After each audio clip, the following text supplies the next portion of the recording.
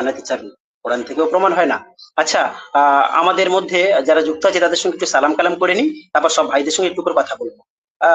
শামীম হোসেন ভাই, সালামুন আলাইকুম। জি, সালামুন আলাইকুম। আপনি অনেকক্ষণ ধৈর্য ধরে শুনছেন, হ্যাঁ। আর একটু ধৈর্য ধরুন, সবার সঙ্গে সালাম করে নিন। আচ্ছা, আমির হোসেন ভাই, আপনি তো প্রথম থেকে আছেন, হ্যাঁ। সালামুন আলাইকুম ভাইজান। জি ভাই, সালাম সালাম। আচ্ছা, আর আমাদের আরেক ভাই আছে, সবার সঙ্গে একটু কথা বলে নি, তারপর ফিরে আসছি সবার। হ্যাঁ, সবাইকে বলার সুযোগ দেওয়া হবে ইনশাল্লাহ। আমাদের এই বুখারি মানি। জি ভাই, সালামুন আলাইকুম। যে সালামটা নিতে পারতেছি না বলে দুঃখিত, ধন্যবাদ। বুঝতে পেরেছি, আপনি হচ্ছে কি মানে মাহমুদ ভাই বলছেন না? জি জি। আপনার নামটা যদি একটু বলতেন। এখানে তো বুখারি মানি লেখা মানে পাচ্ছি আমি। জি জি, আমার নাম মাহবুব। আচ্ছা, আমি ঠিক বুঝতে পেরেছি আপনার সাউন্ডে। হ্যাঁ, আচ্ছা, আপনি সালাম নিতে পারছেন না, ঠিক আছে, সমস্যা নেই, আপনি আপনার সালাম দেন, সমস্যা নেই। জি, যারা মুসলিম তাদেরকে আসসালামু আলাইকুম, আর যারা হাদিস মানেন না তাদেরকে কোনো সালাম নাই। জি, ধন্যবাদ। আচ্ছা ভাই, তাহলে আপনাকে একটা মানে সম্পর্কে একটা প্রশ্ন করি। যারা হাদিস মানে না, মানে তারা মুসলিম নয়, মানে আপনার বিবেচনা এটাই লাগছে, এটাই কি? এটাই কি ভাইজান? যে তারা অমুসলিম, আচ্ছা, তারা কাফের, তাদের বউ তালাক, তাদের মুরতাদ। আচ্ছা আচ্ছা, যদি আপনি একটু ক্লিয়ার করতেন, হাদিস বলতে আপনি কোন হাদিসের কথা বলছেন? সে হাদিসটা কই, সে হাদিসের কিতাব কোনটা, হাদিসের কিতাবের নাম কি একটু জানাবেন? তাহলে একটু সুবিধা হতো আপনার সঙ্গে আলোচনা করার। না, যদি আলোচনা শুরু করেন তাহলে কথা বলবো, আর যদি পরিচয় পর্ব শেষ হয়ে থাকে, যদি আমাকে সময় দেন তাহলে কথা বলবো। না, অবশ্যই দেখেন ভাই, এখানে সবাইকে সময় দেওয়া হবে, হ্যাঁ, যেহেতু আপনি আমাদের অতিথি, হ্যাঁ, আপনাকে যথার্থ সম্মান দেওয়া হবে, হ্যাঁ। যদি ব্যক্তি আক্রমণ ছাড়া যদি আপনি কথা বলতে পারেন, আপনি কন্টিনিউ কথা বলতে পারেন, সমস্যা নেই, আমাদের ভাইরা আছে, হ্যাঁ, আমরা সকলে আছি, আপনার সঙ্গে কথা বলবো সম্মানের সাথে। একটু কথা বলেন, একটু কথা বলেন ভাই, আপনার কাছে আছে, আপনার সাথেই কথা হবে ইনশাআল্লাহ। হ্যাঁ, আপনাকে তো আমি ব্যক্তিগতভাবে চিনি, হ্যাঁ, আপনার আলোচনা শুনি, আপনি হয়তো আমার শুনেছেন আলোচনা, হ্যাঁ, মনে নেই, যাই হোক, আপনাকে আমি জানি। তা আপনি যদি মনে করেন যে হাদিস না মানলে মানে কাফের, তার বউ তালাক, আপনি যে সমস্ত মানে কথা মানে বললেন আর কি এই মুহূর্তে, আপনি এই কথাগুলি কি প্রমাণ করতে পারবেন? অফকোর্স অফকোর্স, আমি যদি প্রমাণ করতে না পারি তাহলে তো আমার উপরেই সেগুলো বর্তাবে, তাই না? আচ্ছা, ধন্যবাদ, আপনার কথার উপর আপনি অটল থাকলে আমরা খুব খুশি হব। আচ্ছা, আমি একটা ভাইয়ের সঙ্গে কথা বলিনি, যেহেতু শুরুতে আছে, হ্যাঁ, আপনার কাছেই আসবো। শামীম হোসেন ভাই, আপনি কি মানে এই নামাজ জানাতে চাবি এই মর্মে কিছু বলবেন?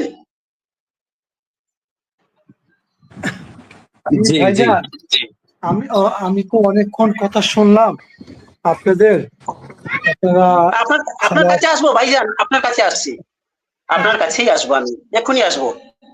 ও ভাই হয়তো সংক্ষেপেই বলবে, হ্যাঁ, যদি না বলে আমি আপনার কাছে ফিরে আসবো। আচ্ছা, শামীম হোসেন ভাই, আমি কি আমির হোসেন ভাইয়ের কাছে ফিরে আসবো? আপনি একটু সময় দিতে পারবেন?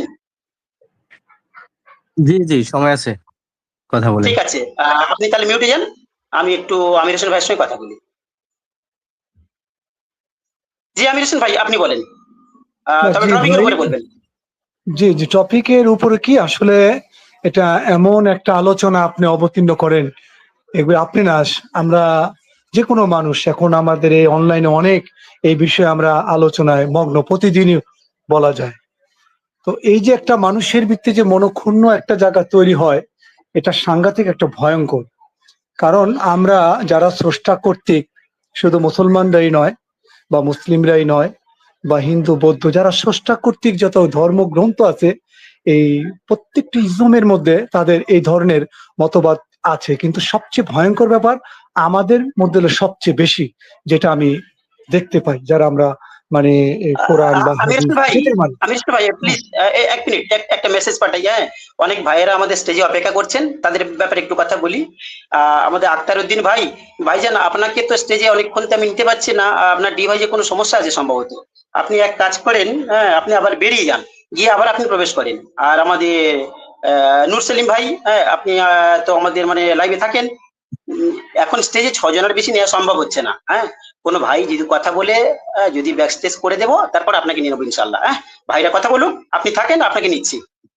হ্যাঁ, ধন্যবাদ।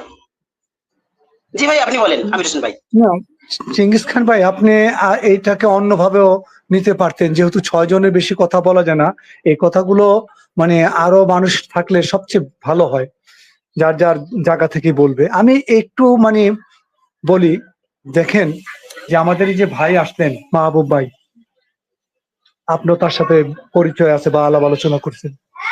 উনি কিন্তু ওনার যে মতের যে জায়গাটা প্রকাশ করছেন। তাহলে এখন দেখেন কে কিভাবে নেবেন। আমরা যারা স্রষ্টা কর্তৃক ধর্মগ্রন্থের মধ্যে আছি কিংবা মতবাদের মধ্যে আমরা পড়ে আছি, শিয়া, সুন্নি, ওয়াহাবি, কাদরিয়ানি, হাম্বলি, শাফি, হানাফিয়া, বাউরিয়া, বিভিন্ন আমরা অনেক, বা হাদিস গুলো সে হাদিস মানে সে হাদিস মানে, এটাও আমাদের মধ্যে একে অপরকে ফতোয়া দিয়া একে অপরকে কাফের হিসেবে আমরা আখ্যায়িত করি। তেমনি ভাবে এখনো ওই জায়গাটাই আছে, আমরা এখনো ওই জায়গাটার মধ্যে আছি। তো আমি দেখি যারা আমরা স্রষ্টা কর্তৃক যত ধর্মগ্রন্থগুলো আছে এই মতবাদের মধ্যে আছি, বা আমাদের যে বিশ্বাসের যে একটা পরিচর্চা বা বিশ্বাসের যে একটা প্র্যাকটিস, বিশ্বাসের যে আমাদের একটা অনুশীলন, এটা মানুষকে পর্যন্ত হত্যা করায় দেয়, মুরতাদ হিসেবে ঘোষণা করে তাকে হত্যা করা ওয়াজিব বা ফরজ, এই ধরনের ফতোয়া দিয়ে যে কোনো মানুষ আমরা তার ওয়ে থেকে, তার বিশ্বাসের অনুশীলন থেকে বা প্র্যাকটিস থেকে সে আরেকজনকে হত্যা করতে পারে। কি ধরনের মানসিকতা আমাদেরকে সৃষ্টি করে দিছে যে আমরা 1 সেকেন্ডের ভবিষ্যৎ জানি না, অথচ আমরা যে যে মতবাদ থেকে কথা বলি, বিশ্বাসের জায়গা থেকে, এটাকে এস্টাবলিশ করার জন্য আমি আমার জীবনটা দিতেও প্রস্তুত। হ্যাঁ, তো আমি মনে করি যে এই ধরনের চিন্তা ভাবনা মানুষ পরিহার করতে হবে, এবং প্রত্যেকটা মানুষ এই পৃথিবী না, প্রত্যেকটা জীব এই পৃথিবীতে বাঁচার অধিকার রাখে। তা আমরা বিশ্বাসের অনুশীলনের থেকে আজকে আমাদের এই অবস্থা হয়েছে। তো যাই হোক, আমি আগামীতে এটা মনে করি যে আমরা সুন্দর একটা পৃথিবী পাবো, যে পৃথিবীতে মানুষ মানুষের সাথে সম্পর্ক করবে, ভালোবাসা থাকবে, সহানুভূতি থাকবে, এটির মধ্যে কোনো মতবাদ জড়াবে না। যার যার জায়গা থেকে তার তার সৎকর্মগুলোকে সে এস্টাবলিশ করবে, যাতে আমার ধারায় কোনো মানুষের ক্ষতি না হয়, কোনো প্রাণীর ক্ষতি না হয় অযথা। এইটাই আমি আশা করি। তো যাই হোক, আপনি আজকে আলোচনা করতেছেন সালাত নিয়ে বা নামাজ নিয়ে। কোরআনের আমি যতটুকু বাংলার যে অনুবাদ আমি পড়েছি সেই জায়গা থেকে একটু বলি, বেশি বলবো না। আমি কোথাও পাই নাই যে এরকম জান্নাতের কথা, কোথাও নাই। এগুলির লালস্য, এটি লোভ লালসা, মানে লালসার পরবশিত হয়ে তারা তাদের সালাদকে নষ্ট করলো। এটা যখন আপনি আসবেন দেখবেন যে কোরআনের এই কথাটার মধ্যে আসছে যে যারা লালসার বসে তাদের সালাদকে নষ্ট করলো। এখন মসজিদের মধ্যে দেখবেন যে আপনি এটা করেন, দোয়া দরুদ পড়েন, এটা পড়েন, সেটা পড়েন, ওই সওয়াব সেই সওয়াব, এই সওয়াব অত সওয়াব এত সওয়াব পাওয়ার পরিমাণ হেনে সুবহানাল্লাহ না কইবেন, জান্নাতে একটা বড় স্বর্ণের বাগান হইব বা ঘর হবে। তার মানে এই দেশের বিজ্ঞানী যাদেরকে আমরা ইহুদি, নাসারা, কাফির বলি, ওরা এই দেশেও সবকিছু বানায় আমাদেরকে উপহার দিচ্ছে, আমরা এটা ব্যবহার করতেছি, আর আমরা সুবহানাল্লাহ হয়ে ওই দুনিয়ার আশা করতেছি, আর আবাবিল পাখির অপেক্ষায় থাকি। কথাটা বুঝছেন? তো এই হয়েছে মানসিকতা, আমাদেরকে এইগুলি পরিহার করতে হবে। সালাত শব্দগুলো কোরআনে সালাতুল জিকির, সালাতুল উস্তা, সালাতুল দায়মুন, সালাতুল এশা, সালাতুল ফজর, হ্যাঁ, এই শব্দগুলো কোরআনের মধ্যে আছে। প্রত্যেকটা ডেমিনেশন গুলো একেবারে স্পষ্ট ভাবে ইসলামিক ফাউন্ডেশনের এটি ব্যাখ্যাও করে দিচ্ছে, কিন্তু দেখা যাচ্ছে যে এই লোকগুলোর কাছে এগুলোর কথা বললেও তারা এটাকে গ্রহণ করতে চায় না, তাদের অনুবাদই তারা গ্রহণ করতে চায় না, যে না ভাই এর মধ্যে নাই, তারা ওই হাদিসের মধ্যে যাবে। এই যে এত পদের হাদিস আজকে বানায়া আমরা যে মুসলিম দাবি করি, আমরা নিজেদেরকে ভাগ বিভক্ত করে ফেলাই তৈরি দিচ্ছি। একজন লোক, সে, আমি টিভির মধ্যে শুনলাম যে এই আমেরিকাও ধ্বংস হোক, ইরানও ধ্বংস হোক, কারণ সে সুন্নি আর সে হলো শিয়া, তার মতবাদের বিরুদ্ধে সে এই ধরনের কথাবার্তা বলে, সেই এই ধরনের প্রার্থনা করে। তাহলে বুঝেন, দায়িত্বশীল একজন আলেম উনি বলে এই ধরনের তাদের মুখে এগুলো মানায়। তারা বলতে পারে যে অন্যায়ের বিরুদ্ধে যদি যুদ্ধ হয়ে থাকে, তাহলে যে নাকি ন্যায়ের পথে আছে, আমরা বলতে পারি যে আল্লাহ তুমি তাকে জয় করো, যে অন্যায়কারী আল্লাহ তুমি তাকে ধ্বংস করো। আমরা মানুষকে এইভাবে যদি মনে করি সে তার দায়িত্বশীল জায়গা থেকে বলবে, এটা বলতে পারে। কিন্তু অথচ আমরা এই যে ভাগ বিভক্ত হয়ে আজকে যে আলোচনাগুলো করতেছি, দেখেন এগুলো আলোচনার, আমি মনে করি যে ভাই, আমি কোনো ভ্যালু পাই না, কোনো কিছুই পাই না, শিক্ষণীয় পাই না, কারণ সবাই যার যার বুঝ বলতেছে।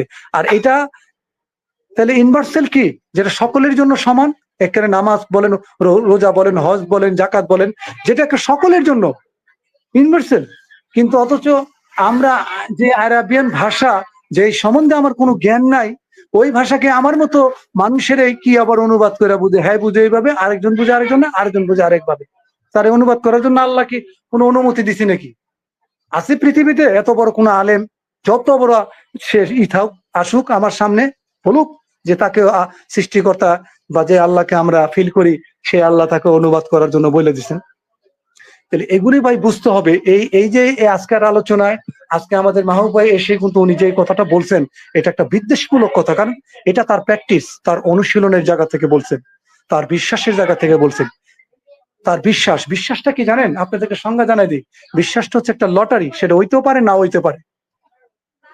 আপনি শ্বাস প্রশ্বাস বের হচ্ছে, এটা নিশ্চিত, আপনি বলবেন না যে আমি শ্বাস প্রশ্বাসকে বিশ্বাস করি, কখনোই বলবেন না, এটা নিশ্চিত।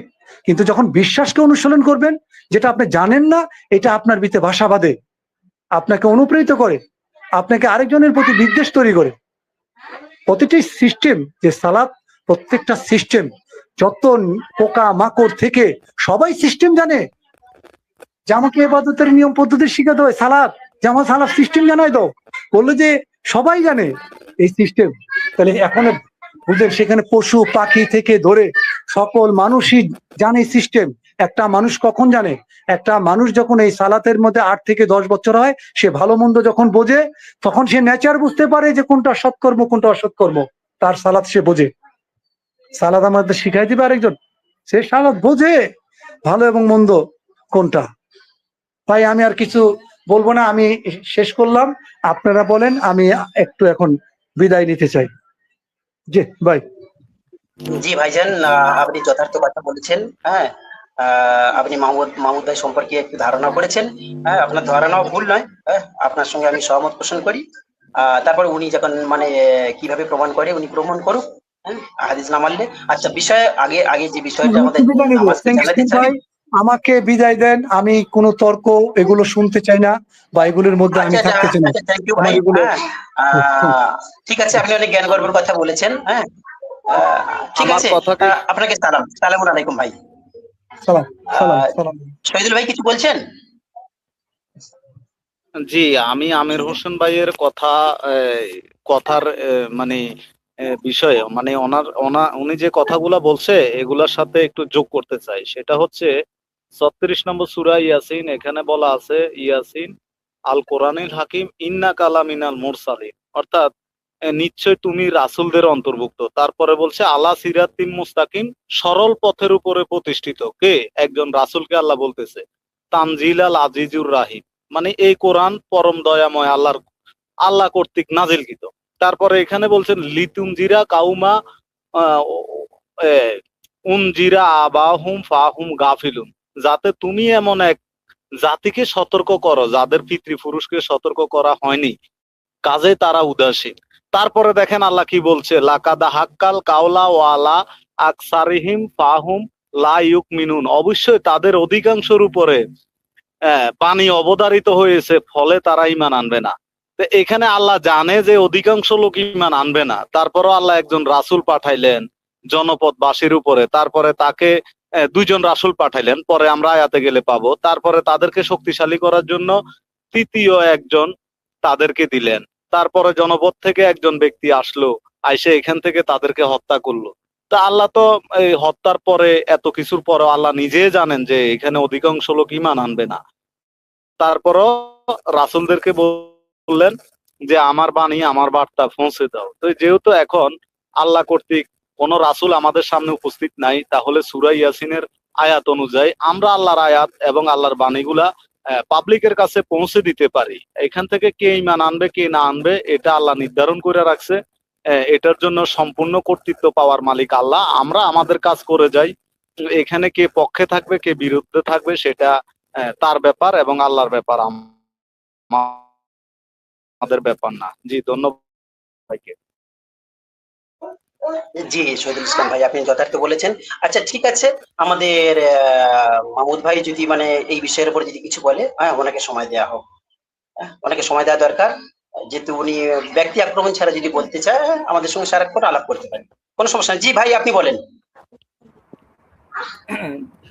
জি, আমি কোন বিষয়ে আলাপ করব, যে নামাজ কি বেহেশতের চাবি এই বিষয়ে, নাকি আপনি যে হ্যাঁ, প্রশ্ন করেছেন সেই প্রশ্ন? নামা আচ্ছা, আজকের আমাদের টপিক হলেন নামাজ জান্নাতের চাবি। হ্যাঁ, এই বিষয়ে কি আপনি কিছু বলবেন, মন্তব্য রাখবেন? জি জি জি। ঠিক আছে, রাখেন, যেহেতু টপিক এটাই। পরে আপনার প্রশ্নে আসছি। আচ্ছা আচ্ছা আচ্ছা। আরবিতে আস-সালাত বা সালাতু এই শব্দটি হচ্ছে অ্যারাবিক। এইটার ফার্সি শব্দ হচ্ছে নামাজ, বাংলা হচ্ছে প্রার্থনা, হিন্দি হচ্ছে প্রার্থনা, উর্দু হচ্ছে দোয়া, ইংলিশ হচ্ছে দ্য প্রেয়ার। সুতরাং জি মামুদ ভাই, আমি একটু দুঃখিত, একটু একটু ইন্টারাপ্ট করবো, একটা মেসেজ দিই। আমার দুটো ভাই অনেকক্ষণ যাবত আছেন, হ্যাঁ, ওনাদেরকে নিয়ে যাচ্ছে না। এই ভাই সমস্যা হচ্ছে, বাবুল ভাই এবং আক্তার উদ্দিন ভাই, ভাই যেন আপনাদেরকে নিয়ে যাচ্ছে না, কি ডিস্টার্ব ব্যাপারটা বুঝলাম না। সবাইকে তো নিয়ে যাচ্ছে, আপনাদের ডিভাইসে কোনো একটা সমস্যা আছে, দেখুন ওটা একটু সাইজ করে আবার আসেন। কোনো না কোনো একটা সমস্যা হচ্ছে। আমাদের আক্তার উদ্দিন ভাই অনেকক্ষণ যাবত আছেন, নেওয়া যাচ্ছে না, খুব দুঃখ পাচ্ছি। হ্যাঁ, উনি অনেক মানে জ্ঞান গর্বের কথা বলবেন, উনি আমাকে বলে রেখেছিলেন, কিন্তু নেওয়া যাচ্ছে না।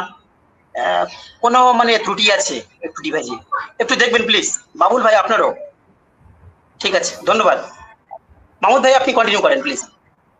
জি, আমি বলছি সালাত, হ্যাঁ, এই শব্দটা হচ্ছে আর অ্যারাবিক, যেটা কোরআনে আসছে। হ্যাঁ, তো এই সালাত শব্দটার ফার্সি হচ্ছে নামাজ, বাংলা হচ্ছে প্রার্থনা, হিন্দি হচ্ছে প্রার্থনা, উর্দু হচ্ছে দোয়া, আর ইংলিশ হচ্ছে দ্য প্রেয়ার। তাহলে শব্দের যদি আমরা গুগলেও মানে আমরা যদি লিখি যে সালাদ শব্দটার পর্তুগিজ কি, অ্যারাবিক কি, ফার্সি কি, বাংলা কি, হিন্দি কি, আমরা বের করতে পারবো। অর্থাৎ যাহা ইন্ডিয়া তাহাই ভারত, যাহা বেনানা তাহাই কলা। হ্যাঁ, যদি আমরা সালাদ শব্দটা সর্বক্ষেত্রে ব্যবহার করতে পারি সেটাই হচ্ছে উত্তম, কেননা আল্লাহ সুবহানাহু ওয়া তাআলা এই শব্দটা ব্যবহার করেছেন, রাসূল সাল্লাল্লাহু আলাইহি ওয়াসাল্লামও এই শব্দটা ব্যবহার করেছেন। সুতরাং আমরা যদি এই শব্দটা ব্যবহারিক জীবনে ব্যবহার করতে পারি তাহলে এটা উত্তম। তার মানে এই না যে নামাজ বলতে একরকম বুঝতেছি আর সালাত বলতে আমরা আরেক রকম বুঝতেছি। এটা বাবা চিল্লায় না, দূরে দূরে যাও। এখন নামাজ কি বেহেশতের চাবি, এই প্রশ্নটা এই চ্যানেলের সাথে যায় না, কেননা যারা শুধু ওয়ানলি কোরআনে বিশ্বাসী তাদের সঙ্গে আসলে ইমানের বিষয়টি প্রাসঙ্গিক আলোচনা হয়। যেখানে ইমানই নাই, যেখানে আল্লাহ সুবহানাহু ওয়া তাআলা প্রায় 1000-এরও উপরে আয়াত বলেছেন, ইল্লাল্লাযিনা আমানু ওয়া আমিলুস সলিহাতি জান্নাতুন তাজরি মিন তাহতিহাল আনহারু খালিদিনা ফিহা। অর্থাৎ যারা ঈমান এনেছে এবং সৎকর্ম করেছে তাদের জন্যই রয়েছে জান্নাত। তাহলে ঈমানের বিষয়টা যদি প্রাসঙ্গিকভাবে আমি যদি বুঝতে না পারি তাহলে তার জন্য সালাতের আলোচনাটা অপ্রাসঙ্গিক এবং এটা কোনো ফ্রুটফুল রেজাল্টও তার জন্য এটা হয় না।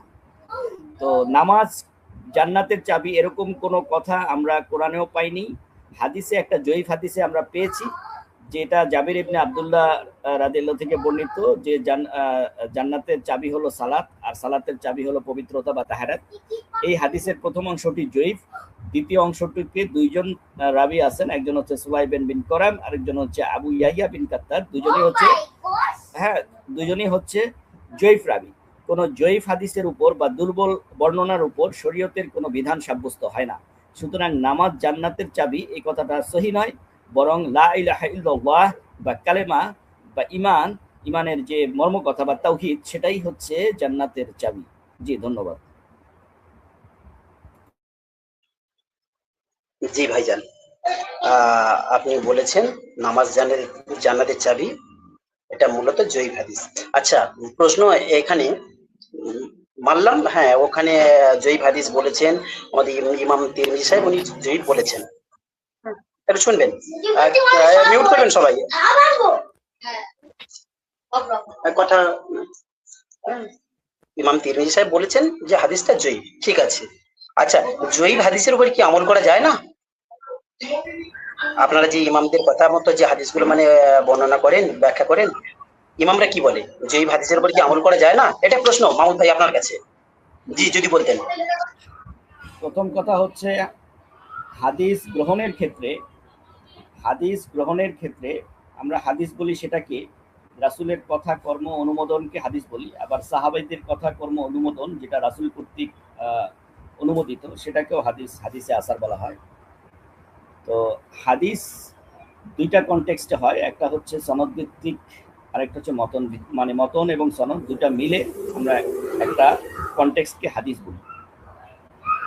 তো হাদিসের সনদে যে দুর্বলতা থাকে, সনদের বিষয়টা যখন প্রমাণিত হয় যে এখানে কোনো দুর্বল রাবি আছে বা ওই হাদিসটা সহিহ হওয়ার ক্ষেত্রে যে শর্ত, 5টা শর্ত, সেই 5টা শর্ত পূরণ করেনি, সেই হাদিসগুলোকে আমরা বলি মারদুদ, অর্থাৎ প্রত্যাখ্যাত হাদিস।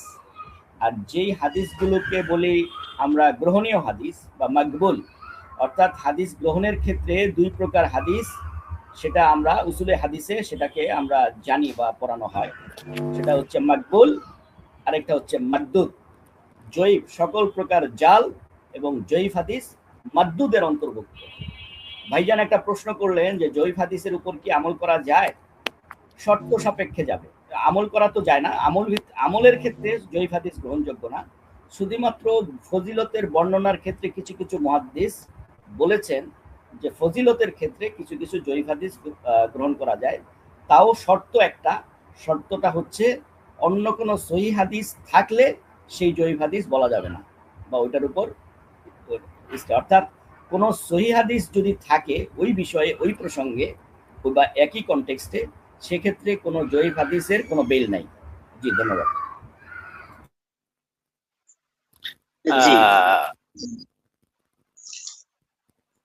আমার একটা প্রশ্ন ছিল, আমি শহীদুল ইসলাম যাযাবর বলতেছি। যে ভাই এতক্ষণ, হ্যাঁ আপনার কাছে আসবো শহীদুল ভাই, আমি আপনার কাছেই আসবো। আচ্ছা জি, আপনি প্রশ্ন করেন শহীদুল ভাই, আপনি প্রশ্ন করেন। হচ্ছে উনি বলছে, হ্যাঁ আমার কথা কি শোনা যাচ্ছে? জি, আপনার কথা পরিষ্কার শোনা যাচ্ছে ভাইজান। আমার প্রশ্নটা হচ্ছে সূরা আল আজাব আয়াত 33 নম্বর সূরা 56 নম্বর আয়াত নিয়ে। উনি বলল যে সালাত শব্দের অর্থ হচ্ছে প্রার্থনা। আমি ওনার কথাটাই মেনে নিলাম। তো এখানে বলছে ইন্নাল্লাহা ওয়া মালাইকাতাহু ইউসাল্লু আলান নাবিয়্যা, অর্থাৎ আল্লাহ এবং এই যারা মালাইকা বা ফেরেশতা রয়েছে তারা এই নবীর উপরে সালাত করে। এখন যিনি আল্লাহ, সকল কিছু সত্তা অধিকারী, তিনি চাইলে সব হয়ে যান, তাহলে রসুলের কাছে আল্লাহ সালাত করেন মানে আল্লাহ প্রার্থনা করেন। যে কি প্রার্থনা করেন? যে আমাকে আহার দেন বেশি করে, আমাকে নিরাপত্তা দান করেন, আমাকে একটু নেক হয়াত দান করেন, বা আমাকে বেহেশতে পাঠাইয়েন। এরকম কোনো কিছু মালাইকা এবং আল্লাহ মিলিয়ে রসুলের কাছে প্রার্থনা করে কিনা? তারপরে বলা আছে ইয়া আইয়ুহাল্লাযিনা আমানু সাল্লু আলাইহি ওয়া সাল্লিমু তাসলিম, অর্থাৎ এখানে যারা মুমিন ব্যক্তি রয়েছে তারাও রসুলের কাছে প্রার্থনা করেন। মানে সালাতের অর্থ যদি আমরা প্রার্থনা ধরি ওনার বক্তব্য অনুযায়ী, তাহলে মুমিনরাও কি রসুলের কাছে বেহেশত, দোজখ বা বিপদ আপদে পরিত্রাণ, হ্যাঁ, এবং সকাল থেকে বাইর হইতে যে হে নবী আমি আপনার উপরে ভরসা করে বাইরিতেছি, মানে এই ধরনের কোনো প্রার্থনা করে কিনা? আল্লাহও করে এবং এই মালাইকারাও করে, মুমিনরাও করে। জি ভাই, আপনি যদি উত্তরটা দিতেন। জি, আপনি জাঙ্গির সাহেব, আমি কি উত্তরটা দিব? মাহমুদ ভাই, হ্যাঁ যেহেতু প্রশ্নটা আপনার উদ্দেশ্যে, হ্যাঁ আপনি অবশ্যই কথা বলবেন এবং প্রশ্নটা সম্পূর্ণভাবে দেবেন যথার্থভাবে। যাতে দেখুন, এখানে আমার আপনার মানার সঙ্গে কিছু যায় আসে না। হ্যাঁ, আমরা যদি প্রত্যেকে প্রমাণ ভিত্তিক ভাবে কথা বলি, দর্শকদের তো অন্তত কমপক্ষে কিছু উপকার হবে। হ্যাঁ, এই নিয়ে আমরা রাখবো ইনশাল্লাহ। হ্যাঁ, Right. ঠিক আছে, আপনি বলেন। আচ্ছা, ভাইজান শহীদুল ইসলাম সাহেব একটা সুন্দর প্রশ্ন করেছেন।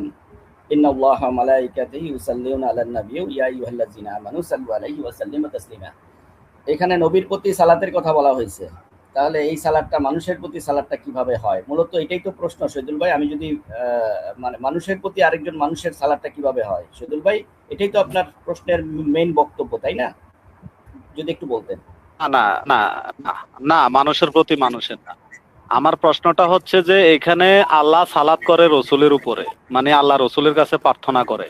হ্যাঁ, আপনার হ্যাঁ, আপনার যে প্রার্থনা অর্থ আনছেন এটা অনুযায়ী, তারপরে তারপরে মালাইকারা প্রার্থনা করে। হ্যাঁ, মালাইকানার প্রার্থনা করে, ইন্নাল্লাহা মালাইকাতুহু, মানে মালাইকারা প্রার্থনা করে, ওকে ফাইন। এরপরে বলা হয়েছে যে ইউসাল্লুনা আলান নাবিয়্যু, হ্যাঁ, মানে মানে সালাত আদায় করো নবীর প্রতি, তার নবীর প্রতি সালাত আদায় করো, তাই না? এই আয়াতের মধ্যে। তাহলে এখন আপনার মূল প্রশ্নটা হচ্ছে যে এই সালাতটা তাহলে আমরা কিভাবে পড়বো, তাই না শহীদুল ভাই? মানে ওই যে আমরা যেমন তাকবীরে তাহরিমা দেই, যেরকম জি আমরা ওই যে সূরা ফাতিহা পড়ি, তারপরে জি জি, রুকুতে যাই, মানে সেজদাতে না না যাই। না না, আমি তাকবীরে তাহরিমা বলি নাই, শুনেন। আপনি বলছেন সালাত অর্থ হচ্ছে প্রার্থনা, তো এখন আল্লাহ আমি তো কি আপনার প্রার্থনা প্রশ্ন করে, আমি মালাইকা কি প্রার্থনা করে? হ্যাঁ, আমি আপনার প্রশ্নটা বোঝার জন্যই আপনাকে দুইবার প্রশ্ন করেছি। অর্থাৎ মূল প্রশ্ন একটাই, যে এই সালাদটা কিরূপ, তাই না শহীদুল ভাই? আমি যদি এবার লাস্ট আর কি, হ্যাঁ, মানে এই সালাদটা কিরূপ, না, তাই না? আমি এই সালাদটা কিরকম, এই আমি সালাদটা আমি কিরকম উত্তরটা এটা দিব, জানতে চাই না, আমি কিন্তু বাংলায় আমি জানতে। যদি আমি যদি এই আমি প্রার্থনা, যদি এই বলি, প্রার্থনাটা কেমন, প্রার্থনাটা ভাই কেমন? ওইখানে প্রার্থনা তো বাংলা শব্দ, এখানে শব্দটা কি আসছে আরবিতে বলেন তো ভাই শহীদুল ভাই? আপনি এটাকে বাংলা শহীদুল ভাই, করছেন না, সালাত অর্থ প্রার্থনা। বাংলা তো আমি কথা বলতেছি, বাংলায় কথা বলতেছি, বুঝাচ্ছি, সমস্যা নাই তো, কিন্তু আরবিতে মেইন কোরআনে ওইটা শব্দটা কি আসছে ভাই? সালাদ শব্দ আসেনি। আমার কথা, আপনার সালাত শব্দ নিয়ে, সালাত শব্দের অর্থ আপনি করছেন প্রার্থনা, আবার ইংরেজিতে করছেন প্রেয়ার। চেঙ্গিস ভাই আয়াতটা শো করেন, আমি আয়াতটা দিছি আপনার ইয়াতে, এই ইয়াতে আয়াতটা শো করেন। জি ঠিক আছে, আমি শো করছি, আপনি দেন। হ্যাঁ, আপনি শো করেন। জি, এই তো আপনার আয়াত, তাই না? ইন্নাল্লাহা নিশ্চয়ই, মালাইকাতু ওয়া মালাইকাতু ইউসাল্লুনা আলান নাবী, ইউসাল্লু মানে সালাত, নবীর প্রতি সালাত। ইয়া আইয়ুহাল্লাযিনা আমানু সাল্লু, এটাও সালাত। ইয়া আইয়ুহাল্লাযিনা আমানু সাল্লু আলাইহি ওয়া সাল্লিমু তাসলিমা। তো দুই জায়গায় তো সালাত শব্দ আছে, তাই না ভাই? আমার ভুল হলে বলেন যে আমি ভুল করছি। সালাত শব্দটা আছে এখানে 3 বার, তো 2 বার। আর এখানে ব্যক্তি, এখানে আল্লাহ, মালাইকা। হ্যাঁ, এখন সালাত বলবো না আমি, এখন আর সালাত বলবো না, আমি বলবো প্রার্থনা, যেহেতু আপনি বলছেন সালাত অর্থ প্রার্থনা, তো এখন আমি প্রার্থনাই বলবো, সালাত আর বলবো না। আপনি যেভাবে চান, আপনি বাংলায় চাইলে বাংলায় উত্তর দিব, সমস্যা নাই। আরবিতে চাইলে আরবিতে উত্তর দিব, কোনো সমস্যা নেই, আপনার যেইভাবে ভাল লাগে। তো এখন আমি উত্তরটা দেই। দেখেন, কোরআনের আয়াতের একটা আয়াতের একাধিক অর্থে ব্যবহৃত হয়। যেমন সূরা আপনার জিকির শব্দটা, যে আমি জিকির নাজিল করেছি, আমি হেফাজত করবো, এখানে জিকির শব্দের অর্থ কোরআন। আবার জিকির শব্দটা বিভিন্ন অর্থে ব্যবহার করা হয়, স্মরণ অর্থে ব্যবহার হয়, সালাত অর্থে ব্যবহার হয়, তারপরে উপদেশ অর্থে ব্যবহার হয়, তারপরে বিভিন্ন মানে মানে কোনো একটা ঘটনা সম্পর্কেও বলা, খবর মানে একটা বর্ণনার ক্ষেত্রেও ব্যবহার হয়। হ্যাঁ, যেটা আমি যদি বলি যে জিকির শব্দটা সূরা কাহফের ৮৩ নম্বর আয়াতে খবর অর্থে ব্যবহার করা হয়েছে, সূরা জিনের ১৭ নম্বর আয়াতে বলা হয়েছে মানে শরীয়ত শব্দ অর্থে ব্যবহার করা হয়েছে। হ্যাঁ, তারপরে যেটা ইন্না নাহনু নাযালনা যিকরা ওয়া ইন্না লাহু হাফিজুন, এই আয়াতে বলা হয়েছে জিকির শব্দের অর্থ কোরআন, অর্থাৎ আমি কোরআন নাজিল করছি, আমি তার হেফাজতকারী। তো একটা শব্দের একাধিক ব্যবহার আমরা কোরআনেই পাই। মানে যেহেতু আমাদের ভাই বাংলা অর্থ নিছেন, তাই আমি বাংলা অর্থই বলতেছি। সূরা আম্বিয়ার ৫০-এ জিকির শব্দের অর্থ কোরআন। হ্যাঁ, সূরা কাফের ৮৩ নম্বর আয়াতে জিকির শব্দের অর্থ খবর। এইভাবে জিকির শব্দের অর্থ স্মরণ করা, হ্যাঁ, মানে বা আল্লাহর তাসবিহ পাঠ করা, সেটাও হয়। তো এখন একটা শব্দের একাধিক অর্থ কোরআনে বিদ্যমান, যেটা আমরা ভিন্ন ভিন্ন আয়াতে আপনি দেখতে চাইলে আমি দেখাতে পারবো, যেহেতু স্বল্পতা আছে তাই সংক্ষেপে বলে দিলাম। ঠিক ঠিক তেমনি ঠিক তেমনি ভাবে সালাত এই আয়াতে ৩৩ নম্বর সূরার ৫৬ নম্বর আয়াতে যে প্রার্থনা, এটা শব্দের অর্থ হচ্ছে নবীর প্রতি দুরূদ পাঠ করা, অর্থাৎ নবীর প্রতি যে সম্মান, নবীর প্রতি যে সম্মান প্রদর্শনের যে নিয়মটা, সেই সেই ব্যাপারে আল্লাহ সুবহানাহু ওয়া তাআলার পক্ষ থেকে একটা আদেশ আসছে। তাহলে এই সালাদটা হচ্ছে দুরূদ অর্থে। জি, দুরূদটা কিভাবে পাঠ করব সেটা হাদিসে পাই, কোরআনে পাই না। জি, ধন্যবাদ। ধন্যবাদ ভাই। আপনি এই যেখানে বলা আছে হাদিসে যে এই নামাজ বেহেশতের চাবি, তা আপনি সেটাকে বলছিলেন জয়ীফ নাকি কি একটা হাদিস, অর্থাৎ আপনি এই যে নামাজ নামাজ আপনি বেহেশতের চাবি, বলছিলেন নামাজ একটু বেহেশতের একটু চাবি। একটু একটু শেষ করি। তাহলে সম্মান মানে নবীর প্রতি সম্মান প্রদর্শন করার জন্য সম্মানের আরবিটা কি আপনি কি দয়া করে একটু জানাবেন নাকি আমি জানিয়ে দিব? আমি তো আমার বক্তব্যের সময় দুরুদে আপনি যে প্রশ্ন করছেন সেই প্রশ্নের প্রাসঙ্গিক উত্তর আমি দিয়েছি। হ্যাঁ, তো এখন আপনার যদি কোনো স্পেসিফিক আলাদা কোনো প্রশ্ন থাকে তাহলে আপনি করতে পারেন।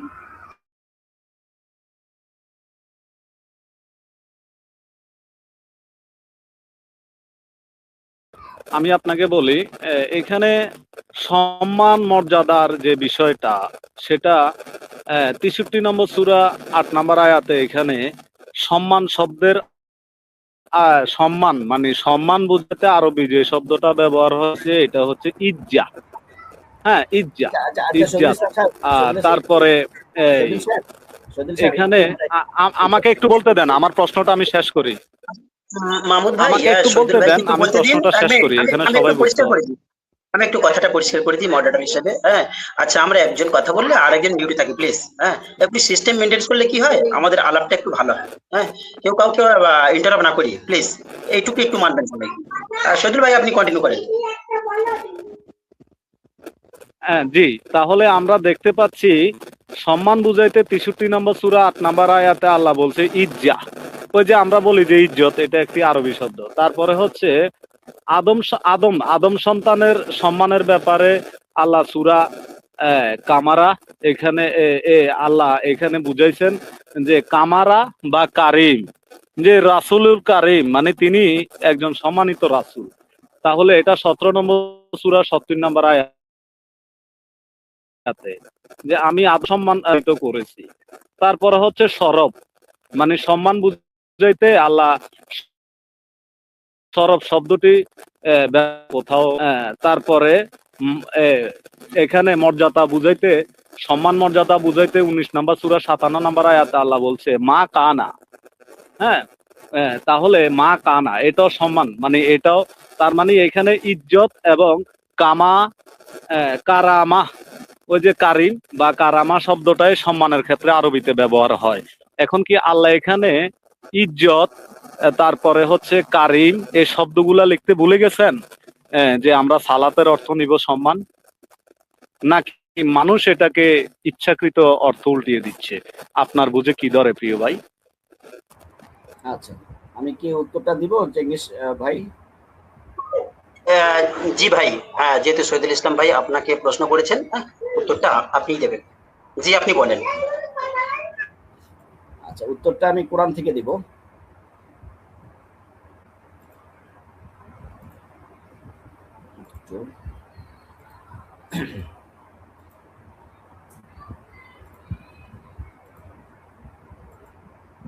আচ্ছা, চেঙ্গিস ভাই, আপনি একটু অ্যাপ্রুভ দেন, আমি স্টেজে দিয়েছি আয়াতটা।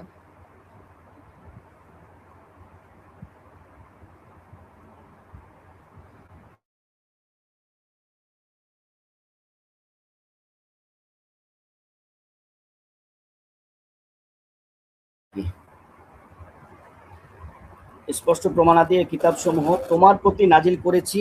কোরআন কার প্রতি? মুহাম্মদ সাল্লাল্লাহু আলাইহি সাল্লামের প্রতি। তিনি মানুষের জন্য স্পষ্ট করে দিবেন, তুমি যাতে মানুষের কাছে স্পষ্ট করে দিতে পারো যা তাদের প্রতি নাজিল করা হয়েছে, আর যাতে তারা চিন্তা করে। তো কোরআনের কোন শব্দের কি অর্থ হবে, কি ব্যাখ্যা হবে, এই অথরিটিটা আল্লাহ সুবহানাহু ওয়া তাআলার পক্ষ থেকে একটা অথরাইজেশন লেটার দেওয়া হয়েছে 16 নম্বর সূরার 44 নম্বর আয়াতে। যে কোরআন যেমন আল্লাহ সুবহানাহু ওয়া তাআলার পক্ষে আল্লাহ ব্যাখ্যা করেন, কোরআন বিল কোরআন, অর্থাৎ সুম্মা আলাইনা বায়ানা, আল্লাহ যেমন বলছেন বিভিন্ন আয়াতে যে আমি এই কোরআন ব্যাখ্যা করে দিয়েছি, ঠিক তেমনি ভাবে আল্লাহ সুবহানাহু ওয়া তাআলা অন্য আয়াতে বলছেন যে আমি তোমার প্রতি কোরআন নাজিল করছি, তুমি মানুষের কাছে স্পষ্ট করে দিতে পারো। তার মানে আল্লাহর পক্ষ থেকে আল্লাহ যেমন কোরআনকে ব্যাখ্যা করেন, এটা যেমন আমরা বিভিন্ন আয়াতে পাই, ঠিক তেমনি ভাবে বিভিন্ন আয়াতে আমরা কোরআনের যে কোন আয়াতের কি ব্যাখ্যা, কোন শব্দের কি অর্থ, কোন অর্থের কি কি ব্যাপ্তি, এর সম্পূর্ণ ব্যাখ্যাটা আমরা রাসূল থেকেও পাই, যার এই জ্বলন্ত প্রমাণ হচ্ছে এই 16 নম্বর সূরার 44 নম্বর আয়াতটা। সুতরাং কোন জায়গায় সম্মান অর্থটা, কোন জায়গায় জিকির শব্দটা, কোন জায়গায় সালাত শব্দের অর্থ কোন জায়গায় কি হবে, সেটা আমরা শহীদুল ইসলাম সাহেব থেকে আল্লাহ বা আল্লাহ রাসূলের কাছ থেকে নেওয়াটা আমাদের জন্য বেশি মঙ্গলজনক নয় কি? যেহেতু রাসূল আমাদের, আল্লাহ সুবহানাহু ওয়া তাআলা বলছেন রাসূল তোমাদের জন্য উত্তম আদর্শ এবং রাসূল তোমাদের কাছে মানুষের জন্য স্পষ্ট করে দিবে কোরআন, এটা আল্লাহর পক্ষ থেকে বলা হচ্ছে। তাহলে রাসূলের কাছ থেকে আমরা ওই ব্যাখ্যাটা পাই যে এই আয়াতে সূরা 33 নম্বর সূরার যে সূরা 56 নম্বর আয়াতে, যে ওইখানে সালাত শব্দের অর্থ যে দুরূদ, সেই দুরূদটা যে আল্লাহুম্মা সাল্লি আলা মুহাম্মাদি ওয়া আলা আলি মুহাম্মাদ কামা সাল্লাইতা আলা ইব্রাহিম ওয়া আলা আলি ইব্রাহিম ইন্নাকা হামিদুম মাজিদ, আল্লাহুম্মা বারিক আলা কামা বারাকতা আলা ইব্রাহিম ওয়া আলা আলি ইব্রাহিম ইন্নাকা হামিদুম মাজিদ। এইখানে শুধু নবীর উপরই দুরূদ পড়া হয়নি, পূর্ববর্তী একজন ইব্রাহিম নবী, হ্যাঁ, তার প্রতিও দুরূদ পাঠ করার আল্লাহ রাসূল আমাদেরকে শিক্ষা দিয়েছেন। সুতরাং নবীর প্রতি সালাত বা নবীর প্রতি প্রার্থনা বা নবীর প্রতি দোয়া কিভাবে পাঠ করতে হবে, বা কোন আয়াতের অর্থ জিকির শব্দের অর্থ কোরআন হবে, কোন আয়াতের কিতাব শব্দের অর্থ কোরআন হবে, কোন আয়াতে কিতাব শব্দের অর্থ লাউহে মাহফুজ হবে, এটা আল্লাহর রাসূলের কাছ থেকে শিখবো, কোনো ব্যক্তি নতুন করে কোনো ব্যক্তি বা গোষ্ঠীর কাছ থেকে নয়। জি, ধন্যবাদ। জি জি, ভাই, আমি কি এখন বলতে পারি? জি শহীদুল ভাই আপনি বলবেন। হ্যাঁ, ওনার ওনার প্রশ্ন যে আমরা যা শিখবো রসুল থেকে শিখবো, হ্যাঁ, এটা সবার জন্য বলেছেন। হ্যাঁ, জি, বিশেষ করে ধন্যবাদ। আপনাকে বলেছেন। হ্যাঁ, আমার আপনি এই আপনি এই প্রসঙ্গে অনুযায়ী আপনি কথা বলবেন। হ্যাঁ, আমার প্রিয় ভাই, ঠিক আছে? হ্যাঁ, ঠিক আছে শহীদুল ভাই আপনি বলেন। জি, আপনি আপনি অবশ্যই জানেন যে ঘন্টার পরে ঘন্টা, বছরের পর বছর ধৈর্য ধরে কথা শোনা বা বলার অভিজ্ঞতা আমার রয়েছে। আমি প্রসঙ্গের বাইরে যাব না। এখানে সালাত শব্দের অর্থ ইজ্জত বা সম্মান। সালাত শব্দটা কোরআনে আসছে 90 বার। এখন 90 বারের মধ্যে এখানে 3 বারে বলা হয়েছে দুরুদ, এবং কি এখানে রহমত, তারপরে এগুলা করা হয়েছে। তো এখন সালাত শব্দের অর্থ দুরুদ করা হয়েছে, কোরআনের আর কোথায় আছে? আর দুরুদ অর্থ হচ্ছে সম্মান। এটা কেমন কথা? যেহেতু আমি বলছি যে কোরআনে আল্লাহ বলছে যে এখানে ইজ্জা, ইজ্জা শব্দের অর্থ হচ্ছে কোরআনিক আরবি অনুযায়ী সম্মান। তারপরে হচ্ছে কারিম, যে আল্লাহ বলছে রসুলুল কারিম, সম্মানিত রাসূলের বাণী এই কোরআন। তাহলে এখানে তিনি আমার প্রশ্নের উত্তরটা দেন নাই অথবা দিতে পারেন নাই। আমি ওনার সাথে বিনয়ের সাথে দ্বিমত পোষণ করতেছি যে কোরআন আল্লাহ তাফসির করছে, এতে কোনো সন্দেহ নাই। আমি ওনার এই কথাটা মেনে নিয়েছি, যেহেতু এটা কোরআনে আছে। তবে কোরআনের ব্যাখ্যা যেহেতু আল্লাহ করছে, আল্লাহ বলছে যে তোমার কাছে এমন কোনো কথা আসে না যেটার ব্যাখ্যা আমি দেই না। তাফসির, যেটাতে তাফসির আমরা করি না, ওইখানে বলা আছে আমরা মানে ওইখানে আল্লাহ একা নয়, তার মানে আল্লাহর সাথে আর কেউ আছে। আল্লাহ সরাসরি কোনো মানুষের সাথে কথা বলে না, আল্লাহ মালাইকার মাধ্যমে কথা বলে। আচ্ছা, তাহলে মালাইকা এবং আল্লাহ এই কোরআনের তাফসির কার কাছে পৌঁছাইছে? রসুলের কাছে। আর রসুলকে কোরআনের তাফসিরের দায়িত্ব দিছে। সরাসরি তাফসিরের একটি আয়াত যদি উনি দেখাইতে পারে আমি উপকৃত হইতাম। সব জায়গায় বলা আছে এখানে বায়ান লিতি বাইয়ে না। তারপরে এটা বায়ান যে কথাটা, এটা শুধু রসুলের ক্ষেত্রে প্রযোজ্য নয়, স্পষ্ট প্রমাণ রয়েছে 55 নম্বর সূরা আর রহমান, খালাকাল ইনসানা আল্লামাহুল বায়ান। আল্লাহ সৃষ্টি করেছে মানুষ, তাকে শিখিয়েছে বর্ণনা। এই যে কোরআনের বর্ণনা, মানুষ সৃষ্টি করার পরে আল্লাহ বলছে যে এই আর রহমান আল্লামাল কোরআন, তাহলে করুণাময় আল্লাহ মানুষকে কোরআনের জ্ঞান দিয়ে থাকে। খালাকাল ইনসানা আল্লামাহুল বায়ান, তিনি মানুষকে সৃষ্টি করে তারপরে কোরআনকে বর্ণনা করা শিক্ষা দেয়। তার মানে কোরআনের বর্ণনা শুধুমাত্র রাসূল করবে, এর বাহিরে কেউ করবে না, এটা তো আল্লাহ কোথাও বলে নাই। রাসূলকে বর্ণনা করতে বলছে, আবার আল্লাহ নিজেই বলে দিছে যে আল্লাহ মানুষকে বর্ণনা করা শিখায়। ইনসান, এখানে ইনসান, ইনসান বলতে যার ভিতরে ইনসাফ আছে, যে সত্য মিথ্যার পার্থক্য করার ন্যূনতম কেন রাখে নাই। আল্লাহ এখানে নাজ বলে নাই, অর্থাৎ ইনসাফ প্রতিষ্ঠা করে আল্লাহ কোরআন, এটা আল্লাহ বলছে। আচ্ছা, হচ্ছে বর্ণনা নিবেন। এখন ভাই আমি বর্ণনা নিতে পারি না এই জন্যে যে রসুল নয়, আপনিও কোনো রসুল নয়, মতোই সাধারণ একজন মানুষ সালাতের অর্থে করছেন দুরুদ, সম্মান, তারপর আপনার এক জায়গায় করছেন অর্থ অর্থাৎ সালাতের দুই জায়গায় দুইটা বর্ণনা দিলেন, এভাবে 90 জায়গায় আপনি 90 রকম বর্ণনা দিবেন। তো একই সালাতের বা 90 জায়গায় 90,000 রকম দিবেন। আর আপনার কথা অনুযায়ী আপনার এই যুক্তি এবং এই পরামর্শ পরিত্যাজ্য এবং এটা অগ্রহণযোগ্য আপনার কথা অনুযায়ী, কারণ রসুলের থেকে আপনি বর্ণনা নিবেন, অর্থাৎ আপনি যে বর্ণনা দিচ্ছেন সেটা আমি নিতে পারতেছি না আপনার যুক্তি অনুযায়ী। আর এখানে আমাদের অনলি কোরআনে যে ভাইয়েরা আছে যারা অনলি কোরআনে বিশ্বাস করে, তাদের প্রতি অনুরোধ থাকবে, এই আল্লাহ যেহেতু বলছে যারা আল্লাহর উপরে তাকওয়া করে, 2 নম্বর সূরা 182 নম্বর আয়াতে আল্লাহ বলছে আল্লাহ তাদেরকে শিক্ষা দেন। আর 55 নম্বর সূরাতে আল্লাহ বলছে যে আল্লাহ কোরআন শিক্ষা দেওয়ার পরে মানুষকে বর্ণনা করা শিখান। আমি যে বর্ণনা দিচ্ছি, যদি আপনি আমাকে একজন ইনসান মনে করেন, তাহলে আপনি এই বর্ণনা শোনার পরে কোরআনের সাথে মিলিয়ে নিবেন। যদি সেটা মিলে যায় তাহলে গ্রহণ করবেন। আর যদি কোনো কারণে আপনার এটা বুঝে না আসে, তাহলে সূরা তোয়াহা 20 নম্বর সূরা আয়াত নাম্বার 114 আল্লাহ বলছে তোমার উপরে যখন আল্লাহর ওহী জ্ঞান আসে তখন সেটা জন্য তুমি তাড়াহুড়া করো না, বরং আল্লাহর কাছে তুমি জ্ঞান এবং চাও, আল্লাহ তোমাকে যেন সেই জ্ঞানটা মানে আল্লাহর উপরে ধৈর্য ধরে আল্লাহর কাছে জ্ঞান চাওয়ার জন্য বলছে। তা আমার কথাগুলা যদি আপনারা বুঝতে না পারেন, তাহলে সূরা তোয়াহার 114 নম্বর আয়াত অনুযায়ী আপনারা আল্লাহর কাছে প্রার্থনা করবেন, আল্লাহ যেন আপনাদেরকে কোরআনটা সঠিকভাবে বুঝিয়ে দেয়। আর যিনি বুখারী মানেন, উনি যেহেতু একই মুখে 2-3 রকম কথা বলতেছে, যদি রাসূল যদি কোরআনের বর্ণনা দেন, তাহলে উনি কে এখানে কোরআনের বর্ণনা দিতে আসছেন যে সালাত অর্থ হচ্ছে প্রার্থনা, আবার বলতেছে সালাত অর্থ হচ্ছে সম্মান। যাই হোক, সালাত অর্থ সম্মান হইলেও ওনার থেকে আমরা এটা নিতে পারি না ওনার কথা অনুযায়ী, আর প্রার্থনা হইলেও ওনার থেকে নিতে পারি না, কারণ এটা একমাত্র রাসূল থেকে নিব ওনার কথা অনুযায়ী। জি, ধন্যবাদ।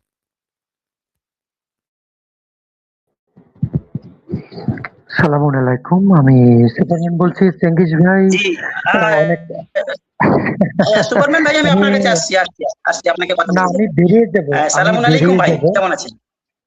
হ্যাঁ, আলহামদুলিল্লাহ। আচ্ছা, আমি আপনি যদি বেরিয়ে যাবো। সম্পর্ক যদি কোনো কথা বলেন এই টপিকের উপরে, হ্যালো শুনুন কি বলি, আপনি যদি টপিকের উপরে যদি কিছু কথা বলেন, বলে তারপরে যান প্লিজ। আচ্ছা ভাইরা, আপনারা একটু মানে অপেক্ষা করুন, আমাদের অতিথি চলে যাবেন, উনি কিছু কথা বলে যান। বলেন সুপারম্যান ভাই। আমার কথা কি শোনা যায় ভাইয়া? জি ভাইজান, আপনার কথা পরিষ্কার শোনা যাচ্ছে। দুই ভাই আলোচনা করছেন, একজন বুখারী মানে, আমি জানি না ভাইয়ের গুড নেম কি, শহীদুল ভাই। যাই হোক, আমি তো সুপারম্যান নামে, আমি অবশ্যই আপনার ব্যাপারটা আপনি জানেন, আমার কথাও শুনেছেন ভাই। দুজনকে তথা যারা শ্রোতা দর্শক রয়েছেন সবাইকে জানাচ্ছি আন্তরিক প্রীতি শ্রদ্ধা, এবং সেই সঙ্গে সবার প্রতি আমার পক্ষ থেকে সালাম রইল। আমি আপনার টপিকসটা দেখেছি, টপিকসটা লেখা আছে যে নামাজ বেহেশতের চাবি। এটা শোনার পরে আমি অবশ্য কোরআনের 114টা সূরায় অনেকবার খোঁজার চেষ্টা করছি যে এই ওয়ার্ডটা আছে কিনা, নামাজ বেহেশতের চাবি। তো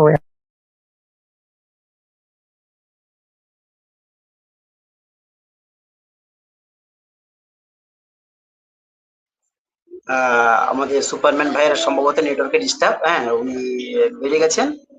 আচ্ছা ঠিক আছে, আমাদের আলোচনা যেমন এই তো সুপারম্যান ভাই আবার এসছেন। আচ্ছা আচ্ছা, যাই হোক, ভাইয়ের হয়তো নেটওয়ার্কে ডিস্টার্ব হচ্ছে। মাহমুদ ভাই, আপনি যদি শহীদুল ভাইয়ের কথার উপরে যদি কোনো মন্তব্য রাখেন, রাখতে পারেন প্লিজ।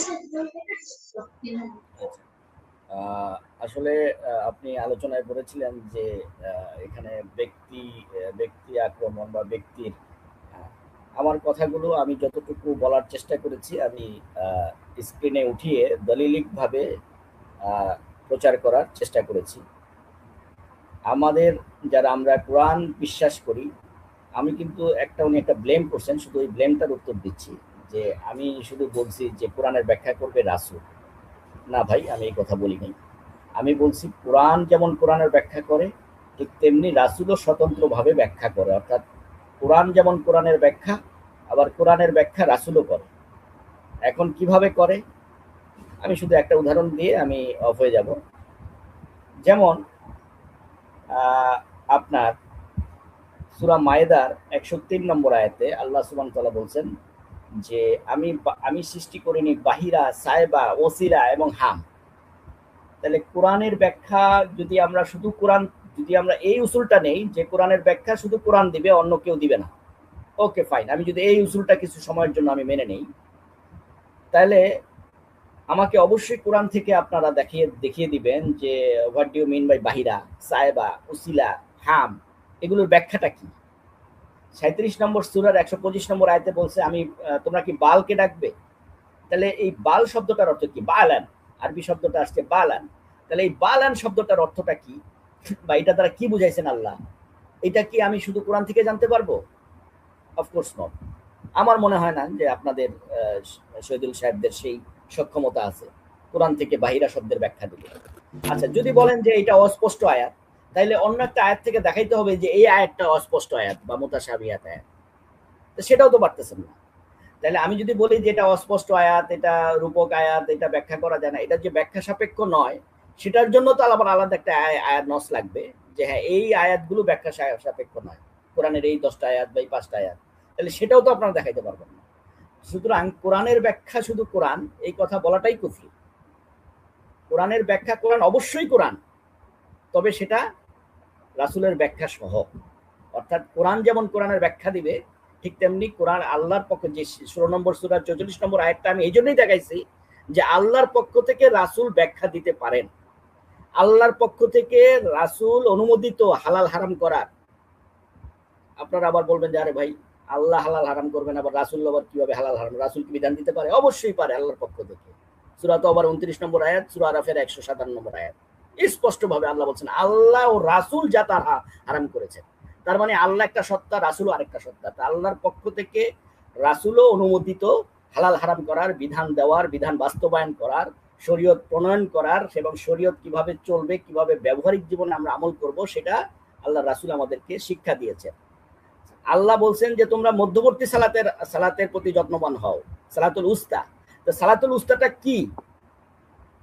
সালাতুল উস্তাটা কি? এটা কি মানে এটা কি তরকারি রান্নার উস্তা? এটা তো তরকারির উস্তা না। তাহলে এটা যে তরকারির উস্তা না, এটা যে মধ্যবর্তী সালাত, এটা আমি বুঝবো কিভাবে? আর মধ্যবর্তী সালাতের হেফাজতটা কিভাবে হয়? সেটা তো আমি কোরআন থেকে পাচ্ছি না, সেটা আমি হাদিস থেকে পাচ্ছি। এই সালাতটা যে আসরের সালাত, আমি বুঝবো কিভাবে? এটা হাদিসে পাচ্ছি। অর্থাৎ হাদিস ছাড়া কোরআন ব্যাখ্যাই তো হয় না সম্পূর্ণভাবে, আংশিকভাবে কিছু আয়াতের ব্যাখ্যা হইতে পারে। জি, ধন্যবাদ। জি ধন্যবাদ। আমাদের যিনি বুখারী মানি যে ভাই আমাদের সাথে রয়েছেন, ওনাকে আসলে বিষয় হচ্ছে উনি বলছে যে কোনো রাসূল ভিন্ন অন্য কোনো ব্যক্তির এই কোন রকম ব্যাখ্যা তিনি নিবেন না। তো ওনার কাছে আমার একটা প্রশ্ন ছিল যে রাসূল ব্যাখ্যা করবেন এমন একটি খাইতে অজনে তিনি উপকৃত। তারপরে উনি বলল যে রাসূল এই কি করতে পারে, রাসূল আইন দিতে পারে, বা রাসূল বিধান দিতে পারে, বা রাসূল হারাম এবং হালাল করতে পারে। সূরা তাহারিম আয়াত নাম্বার 1, মহান আল্লাহ বলেন আমি আপনার প্রতি যা কিছু হালাল করেছি সেটা আপনি নিজের প্রতি কেন হালাল করছেন? রাসূল এর উত্তর দিতে পারে নাই, কোরআনের কোথাও এর উত্তর নাই। তার মানে রাসূল নিজের থেকে হারাম এবং হালাল করার কোনো ক্ষমতা নেই। তারপরে তিনি বলছেন এই বায়ান শব্দকে তিনি বারবার এখানে আমাদেরকে ভুলভাবে বুঝাচ্ছেন যে এটা নাকি ব্যাখ্যা। বায়ান একটি আরবি শব্দ, এটার নাম হচ্ছে বর্ণনা। সূরা বাকারা আয়াত নাম্বার 185। শাহরু রামাদান আল্লাজি উনজিলা ফিহাল কোরআনা হুদাল্লিন নাস, এখানে বলা আছে ওয়া বাইয়েনাতি, এখানে একদম সুস্পষ্ট ভাবে বর্ণনা করা আছে। বায়ান শব্দের অর্থ হচ্ছে বর্ণনা করা, ব্যাখ্যা করা নয়। ব্যাখ্যা করার দায়িত্ব কার? ব্যাখ্যা করার দায়িত্ব হচ্ছে আল্লাহ। তারপরে এখানে রাসূল আল্লাহর পক্ষ থেকে বিধান দিতে পারেন। রাসূল শব্দের অর্থ হচ্ছে বার্তাবাহক। তো রাসূলের কাজে তো হচ্ছে আল্লাহর পক্ষ থেকে বিধান নিয়ে আসা। যদি আল্লাহর পক্ষ থেকে বিধান নিয়ে না আসে তাহলে সে কিসের রাসূল? তারপরে আল্লাহ কোরআনে বারবার বলছে যে আমি মানুষ এবং ফেরেশতা থেকে রাসূল নির্বাচন করি। এখন রাসূল বলতে তো আমি এখানে জিবরিলকে বুঝি, আমি ঈসাকে বুঝি, মুসাকে বুঝি, হ্যাঁ, আমি মুহাম্মদকে বুঝি। এখন আপনি কোন রাসূলের বর্ণনা নেবেন? রাসূল বলতে আপনি কি বুঝেন? আচ্ছা, গেল এটা। তিনি আমার অনেকগুলা প্রশ্নের উত্তর না দিয়ে তিনি এখানে টেনে নিয়ে আসলেন বাল। এখন আমি বালের উত্তর দিব। এখন ভাই, বিষয়টা তো বালের উত্তর আমি দিতে পারবো। আপনি যে বাল জানতে চাইছেন সেই বালের উত্তর কোরআনে যেহেতু বাল শব্দ আছে, এই বালের উত্তরও রয়েছে। আপনি নিজেই বলতেছেন কোরআনের ব্যাখ্যা এটা বললে কুফরি, আবার আপনি বলতেছেন কোরআনের ব্যাখ্যা এটা ঠিক আছে তবে রাসূল সহ। তাহলে ভাই আপনি কি কুফরি মানতেছেন? আচ্ছা, কোরআনের ব্যাখ্যা এটা বলা যদি কুফরি হয়, একটা আয়াত দেখান। আশা করি আয়াত শো করবেন। আর আপনাকে এখন পর্যন্ত আমি যা কিছু বলেছি সেগুলো আমি আপনার objection কথার উত্তর। জানাচ্ছি, ভাই মডারেটর সাহেব, আমি একটু অবজেকশন জানাচ্ছি। আমি যে কথা বলিনি সে কথাটা উনি যদি আমাকে ব্লেম দেয়, হ্যাঁ, তাহলে জিনিসটা একটু অন্যরকম হয়, যার কারণে আমি ইন্টারাপ্ট করতে বাধ্য হলাম। আমি বলছি শুধু কোরআনের ব্যাখ্যা না। হ্যাঁ, আচ্ছা মাহমুদ ভাই, তো মাহমুদ এটা ভাই, এটা খুব খারাপ হ্যাঁ ভাই, হ্যাঁ, আপনি এটা খুব খারাপ একটা, আমি যে কথা বলি নাই সেটা উনি কোট করতেছেন। আচ্ছা আচ্ছা, ঠিক আছে এখানে সজল ভাই, আপনি অন বলেন। রেকর্ড রয়েছে, এখানে অন রেকর্ড রয়েছে উনি কি বলছে আর কি বলে নাই। হ্যাঁ, আমি আশা করি সুস্থ এবং স্বাভাবিক মস্তিষ্কে ওনার কথাগুলো শুনেছি। শোনার পরে আমি ওনাকে বলতেছি, আশা করি দর্শকরা এটার বিচার করবেন, বা প্রয়োজন হলে উনি এখন 1 মিনিট 58 সেকেন্ড চলে, আপনি 1 মিনিট 40, দুঃখিত, 1 ঘন্টা 58 মিনিট চলে, আপনি প্রয়োজন হলে 1 ঘন্টা 30 মিনিটের পরে আপনার কথাগুলা টেনে দেখতে পারেন আপনি বলেছেন কিনা। আপনি বলছেন কোন মানুষের ব্যাখ্যা গ্রহণযোগ্য নয়। আমি তো বলি কোন মানুষ এবং রাসূল কারোই অধিকার নাই কোরআনের ব্যাখ্যা করার। কোরআনের ব্যাখ্যা করার অধিকার রাসূলকে দিছে। আপনি এমন একটা আয়াত দেখান। আপনি দেখাচ্ছেন এখানে যে আয়াত যেটাকে আপনি শু করতেছেন প্রমাণ হিসেবে, ওইখানে তো তাফসির শব্দ নাই রে ভাই, ওইখানে বায়ান শব্দ আছে। বায়ান অর্থ তো ব্যাখ্যা নয়, বায়ান অর্থ হচ্ছে বর্ণনা। তাহলে আপনি বায়ান অর্থ ব্যাখ্যা করতেছেন কেন? ব্যাখ্যার জন্য আলাদা আরবি রয়েছে, সেটা হচ্ছে তাফসির। আপনি মুখে বাংলায় বলতেছেন কিন্তু আখা একটা মিনিট সময় দিবেন, দেখাইতে হবে। বায়ান আর তাফসীর। মাহমুদ ভাই, কথার মাঝে ইন্টারাপ্ট করলে কিন্তু মানে আলোচনাটা আমাদের মানে ফলপ্রসূ হবে না। ওনাকে বলতে দিন প্লিজ। আপনার সময় আবার আপনি বলবেন, হ্যাঁ, আপনি কন্ট্রোল করবেন, আপনাকে তো সময় দেওয়া হয়। আপনার বেলা তো কিন্তু মানে ইন্টারাপ্ট করছেন না, প্লিজ এইটুকু মেনটেন্স করুন। সজল ভাই আপনি বলেন।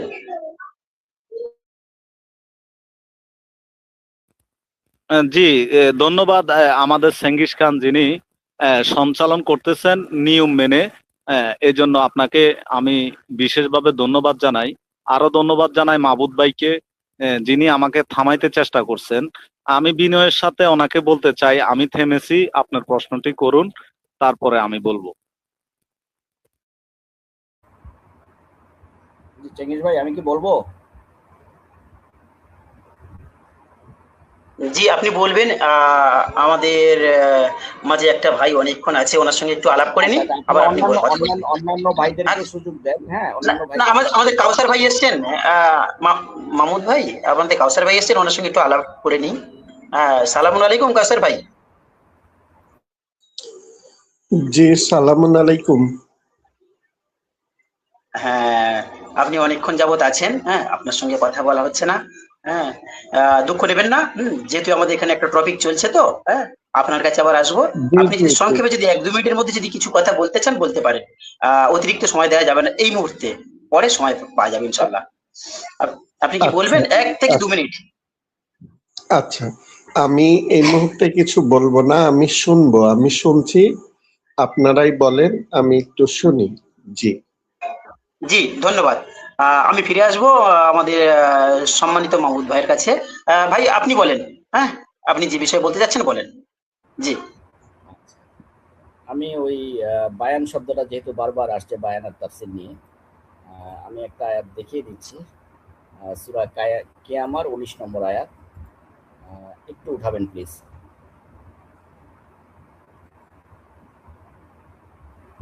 আচ্ছা,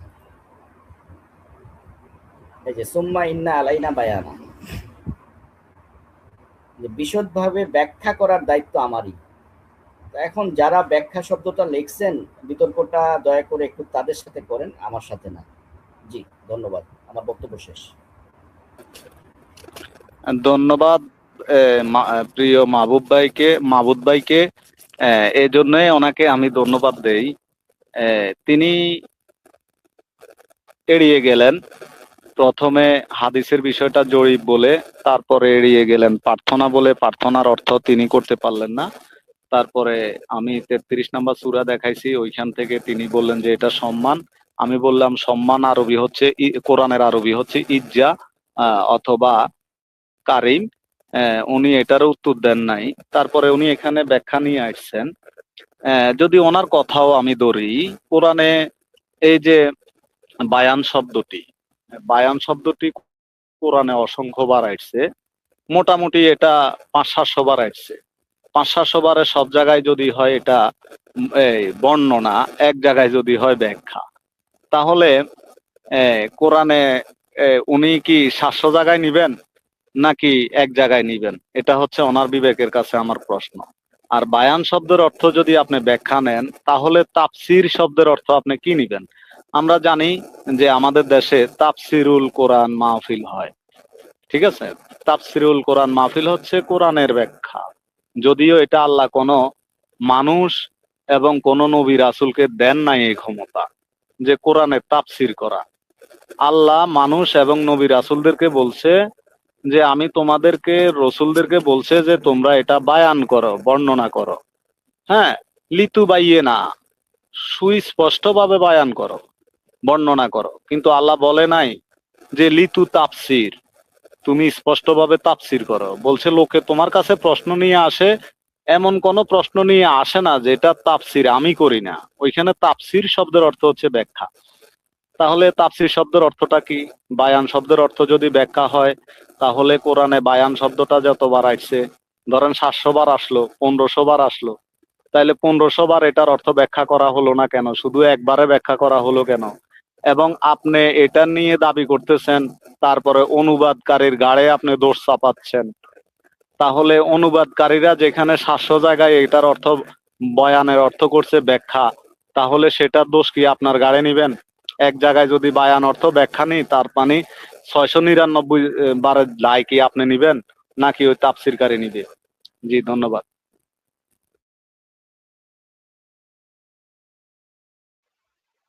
জি, সৈদুল ভাই আপনাকেও ধন্যবাদ। আচ্ছা, আহ, আমাদের মাননীয় মাহবুব ভাইয়ের কাছে যাব। ভাইজান, আপনি কি এই টপিকের মধ্যে যদি কিছু বলতে না চান, হ্যাঁ, আমরা মূল টপিকে আবার ফিরে আসবো, যদি আপনি সাড়া দেন। জি, জি, জি, আপনি মূল টপিক তো আপনাদের নামাজ, তাই না? জি। হ্যাঁ, যেহেতু আপনি তো মানে আমি প্রকাশ আমি করেছেন। আমি আমি একটা আমি একটা প্রশ্ন করি, তারপরে আপনারা যদি জবাব দিলে দিবেন। হ্যাঁ, হয়তো আর ঠিক আমি আছে, একটা প্রশ্ন করেন। হ্যাঁ, তো যেমন আমরা সালাদটা কি, বা সালাতের মানে এটা কি শারীরিক ইবাদত কিনা, এটা আমরা কিন্তু রাসূলের কাছ থেকে শিখছি।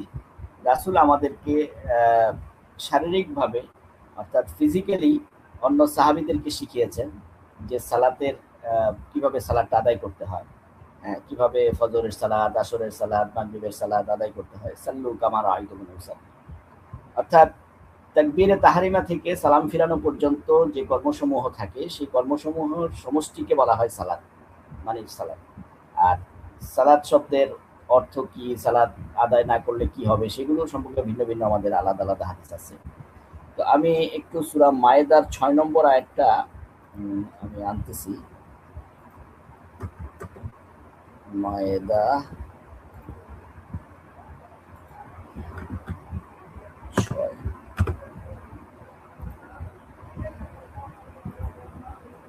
আচ্ছা,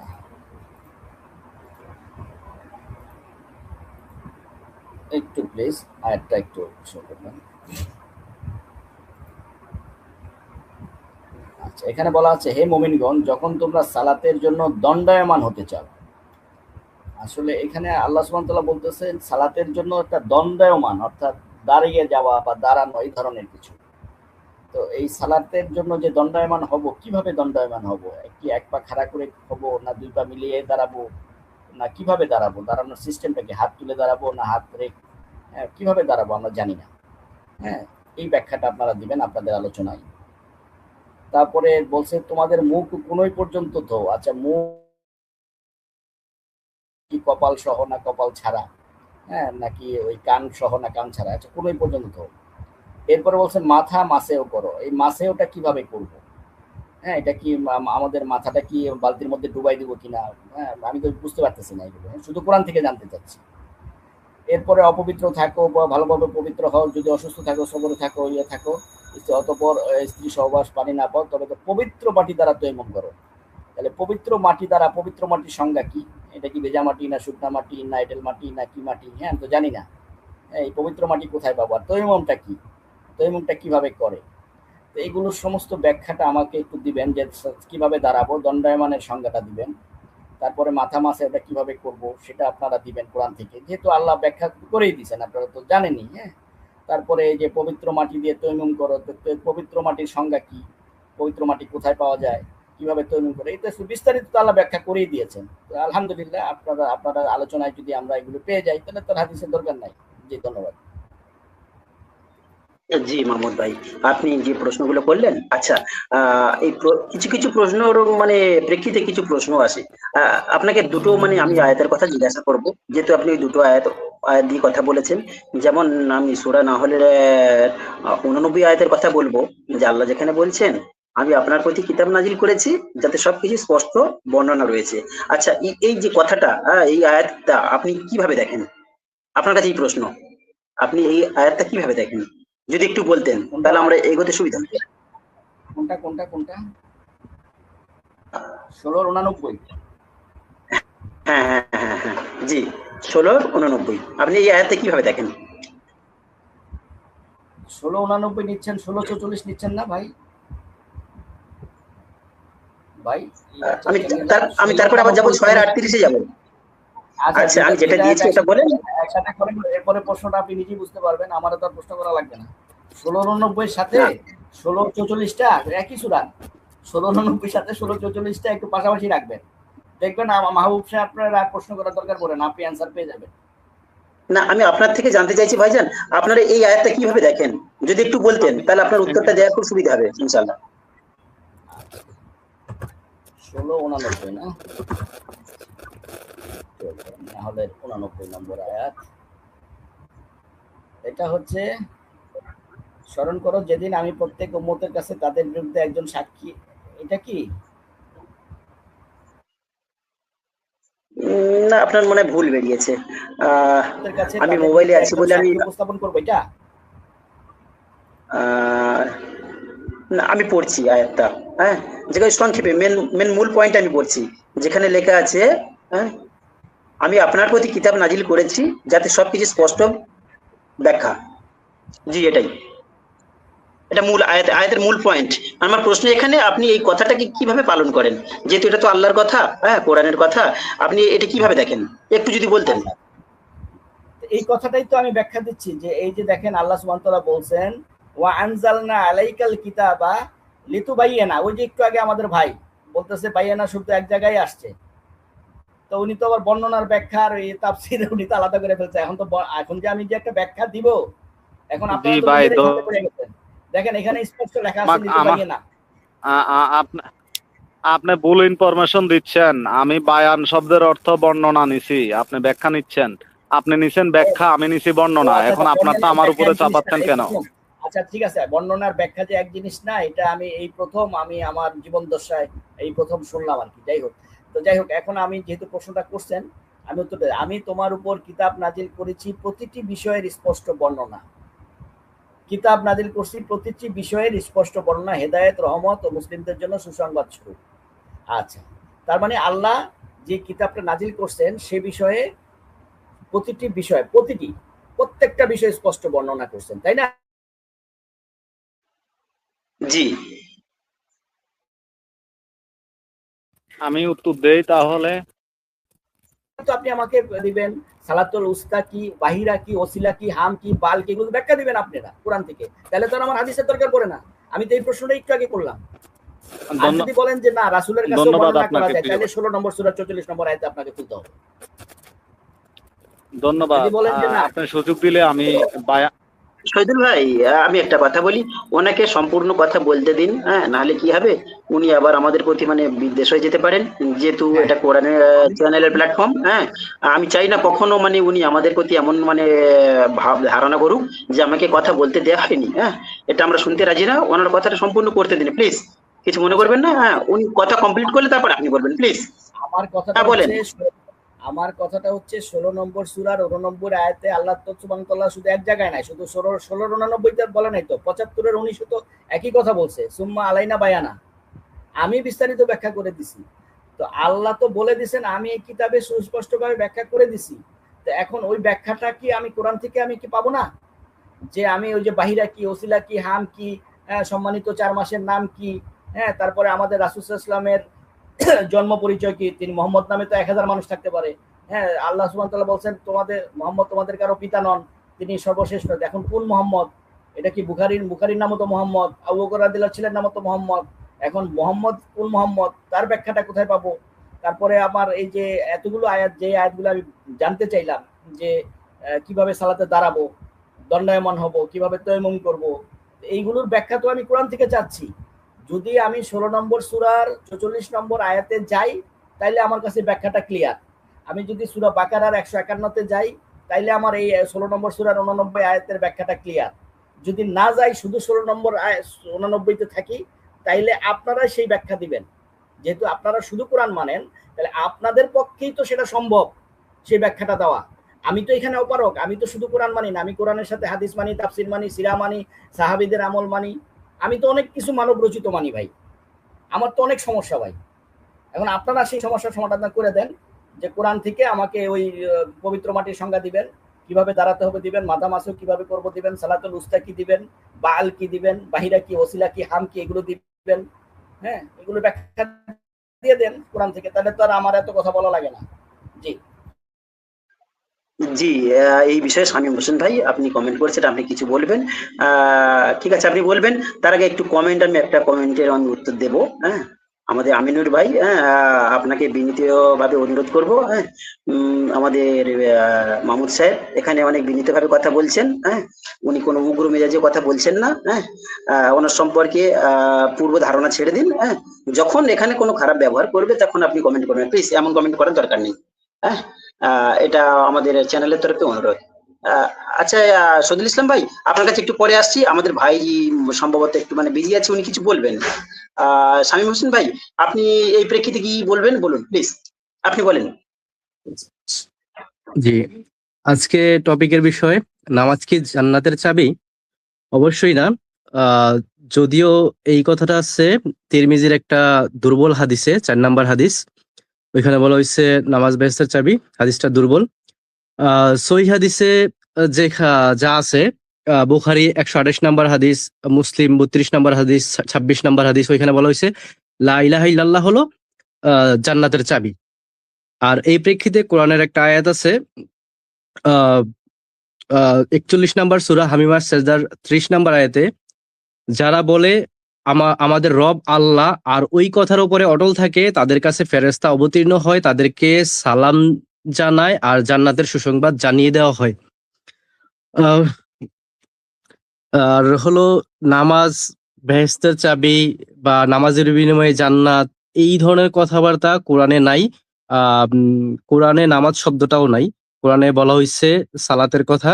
একটু আগে শহীদুল ইসলাম যাযাবর ভাই বললেন যে কোরআনে সালাতের বিনিময়ে জান্নাত, এই ধরনের কথাবার্তা কোরআনে বলা হয় নাই। আপনি যদি সূরা মাআরিজের 34 থেকে 35 নম্বর আয়াত দেখেন, তাহলে ওইখানে দেখবেন যে যারা সালাতের হেফাজত করে তারা থাকবে জান্নাতে। তো জান্নাতে তাদেরকে সম্মানিত করা হবে। আর হলো সূরা মাউনে বলা হয়েছে যে আরাইতাল্লাযী কাযযিবু বিদ্দিন, ওইখানে বলা হয়েছে যে তুমি কি তাকে দেখেছো যে কর্মফল দিবসকে অস্বীকার করে। যদি এখানে অনুবাদটা কর্মফল দিবস করা হয়েছে প্রায় সবগুলো অনুবাদে। এখানে দিন অর্থ জীবন ব্যবস্থা, সত্য অনুসরণ বা আল্লাহর বিধান। তাহলে আয়াতের সঠিক অনুবাদটা দাঁড়ায় হলো, তুমি কি তাকে দেখেছো যে আল্লাহর বিধানকে অস্বীকার করে। সে তো ওই ব্যক্তি যে পিতৃহীন বা এতিমকে কঠোরভাবে তাড়িয়ে দেয় আর মিসকিনকে খাদ্যদানে উৎসাহ দেয় না। ফাওয়াইলুল লিল মুসাল্লিন, অতএব সেই মুসল্লিদের জন্য দুর্ভোগ যারা তাদের সালাত সম্পর্কে উদাসীন। এইখানে দেখেন আগের কথাগুলো হলো যে তুমি কি তাকে দেখেছো যে আল্লাহর বিধানকে অস্বীকার করে। কারা? তারা পিতৃহীনকে কঠোরভাবে তাড়িয়ে দেয়, মিসকিনকে খাদ্যদানে উৎসাহিত করে না। অতএব ওই সমস্ত মুসল্লিদের জন্য দুর্ভোগ যারা তাদের সালাত সম্পর্কে উদাসীন, অর্থাৎ আল্লাহ যে বিধান দিয়েছেন সেটা সম্পর্কে উদাসীন। আল্লাহ অনেক জায়গায় বলছেন অসহায়, দরিদ্র, এতিম, মিসকিন তাদেরকে তাদের পাশে দাঁড়ানোর জন্য, তাদেরকে অর্থ দিয়ে সাহায্য করার জন্য এই ধরনের কথাবার্তা বলা হয়েছে। তো আল্লাহ যেই বিধানগুলা দিয়েছে, এই বিধানগুলাকে যারা উপেক্ষা করে এতিমদেরকে তাড়িয়ে দেয়, অসহায়দেরকে খাদ্যদানে উৎসাহিত করে না, সেই সমস্ত সালাত আদায়কারীদের জন্য দুর্ভোগ। শহীদুল ইসলাম যাযাবর ভাই যেটা বললেন যে সালাত আদায়কারী যারা, তাদেরকে জাহান্নামের কথা বলা হয়েছে। আসলে প্রকৃত সালাত আদায়কারীদের জন্য এই কথা বলা হয় নাই। যারা আল্লাহর বিধান সম্পর্কে উদাসীন, যে আল্লাহ যেই বিধান দিয়েছেন সেই বিধান সম্পর্কে উদাসীন, তাদের কথা বলা হয়েছে। তারপর 6 নম্বর আয়াতে বলা হয়েছে যারা তা লোক দেখানোর জন্য করে, অর্থাৎ ওই যে 2 টাকা দান করে ফেসবুকে লাইভ করা বা মানুষকে জানানো, এইগুলা যারা করে। তারপর 7 নম্বর আয়াতে বলা হয়েছে এবং গৃহস্থলীর প্রয়োজনীয় ছোটখাটো সাহায্য করা থেকেও বিরত থাকে। তো পুরো সূরাটাই কিন্তু আসলে এই নিয়ে যে আল্লাহর বিধান মানতেছি কিনা, মানে এখানে সালাত অর্থ নামাজ, এইগুলা করার কোনো সিস্টেম নাই। তারপরও ওই যে মুসাল্লি আর হলো সালাদ, এইগুলা দিয়ে ধরে নিছে যে নামাজি আর হলো এই যে নামাজ।